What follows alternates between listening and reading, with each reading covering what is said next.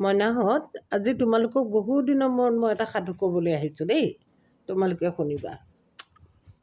অতি চুটি সাধু। তোমালোকে সাধুটো শুনিলে এটা কথা বুজি পাবা যে এদিন এখন অৰণ্যত, ডাঠ অৰণ্য, মানে খুব ঘন জংঘল, তাত এজনী গাই ঘাঁহ খাই খাই খাই খাই জংঘলত সোমাই গ'ল। আৰু গৈ গৈ গৈ গৈ এটা আৰু ডাঠ হাবিত মানে গাইজনী ফচি গ'ল। তাৰপিছত কি হ'ল, গাইজনীৰ পাছে পাছে এটা বাঘে গাইজনী খাবৰ কাৰণে খেদি গৈ আছিল। গৈ গৈ গাইজনী য'ত ফচিল তাৰ আগতেই আকৌ বাঘটো ফচি গ'ল। তাৰমানে বাঘটোৰ গাইজনীৰ ওচৰ নাপালেগৈ, আকৌ গাইজনীও বেছি জংঘলত সোমাবলৈ মানে ডাঠ জংঘলখনত ফচি গ'ল। ডিঙিৰ ৰছী চছী আছিলে নিশ্চয়, গতিকে ফচি গ'ল। তাৰপাছত এতিয়া গাইজনীয়ে মানে বাঘটোক কৈছে যে এতিয়া কি হ'ব, মানে কেনেকৈ ওলাম।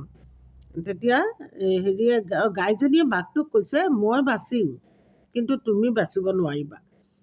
তেতিয়া বাঘটোৱে কৈছে, তুমি কেনেকৈ বাচিবা, কাৰণ তুমিতো জংঘলত আছা আৰু মই জংঘলত ফচি আছোঁ। তেতিয়া কৈছে, তুমি চাবা মই বাচিমেই। তাৰপাছত ৰাতি পাৰ হ'ল। ৰাতিটো গাইজনী গৃহস্থই মানে বিচাৰি নাপালে, থাকিল। ৰাতিপুৱা আকৌ গৃহস্থ বিচাৰি আহিল। আহি দেখিলে জংঘলত গাইজনী ফচি আছে। গতিকে দা যাঠি জোং লৈ পেলাই সেই জংঘল চংঘল ভাঙি গাইজনীক মোকোলাই লৈ গুচি গ'ল। কিন্তু বাঘটোক কোনে মোকোলাই নিব, বাঘটো তাতে ফচি মৰি গ'ল।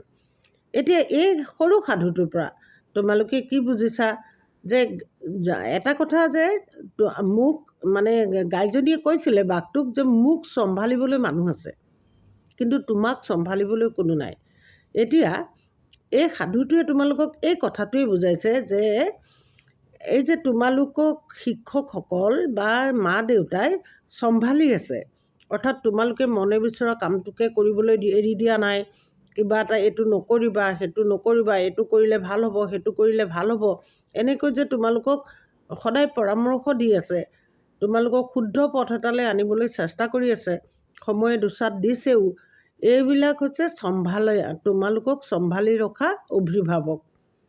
যাৰ অভিভাৱক থাকে তাৰ কেতিয়াও বিপদ নহয়, যাক চম্ভালিবলৈ মানুহ আছে তাৰ কেতিয়াও বিপদ নহয় বুলি এই সাধুটোৰ পৰা আমি বুজিব পাৰিলোঁ। এতিয়া তোমালোকে দেখিলা গাইজনী চম্ভালিবলৈ মানুহ আছিলে কাৰণে তাই বাচি গ'ল, কিন্তু বাঘক চম্ভলা কোনো নাই। গতিকে বাঘটো সেই একেখন হাবিতে কিন্তু বাঘটো মৰি গ'ল। গতিকে এইটোৱেই মোৰ সাধু। তোমালোকে সাধুটোৰ পৰা অৰ্থটো উপলব্ধি কৰি বুজি ল'বা।